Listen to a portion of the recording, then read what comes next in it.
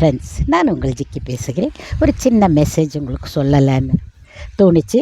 அதான் உடனே சொல்ல வந்திருக்கேன். இப்போ நம்ம ஒரு 35-40 வயசு வரைக்கும் நம்ம வாய்க்கு ருசியாக சாப்பிட்லாம், நல்ல பொருள்கள் எல்லாமே சாப்பிட்லாம். எதையும் ஒதுக்க வேண்டிய அவசியம் இல்லை. ஆனால் அந்த 35-40க்கு மேலே அவங்கவுங்க டேஸ்ட்டை பொறுத்து சில பேர் 35க்கே நீக்கிட்டா நல்லது தான். ஆனால் 40 வயசு வரைக்கும் சில பேர் கொஞ்சம் கண்ட்ரோலு முடியாமல் இருப்பாங்க.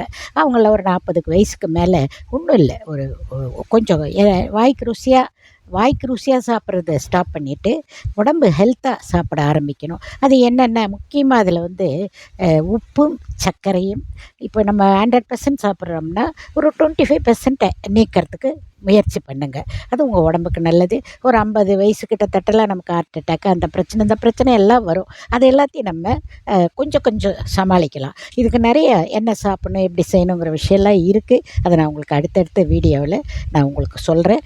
ஆனால் கொஞ்சம் முடிஞ்ச வரைக்கும் இதை தள்ளி இருக்க பாருங்கள். நல்ல விஷயம் அது இல்லையா?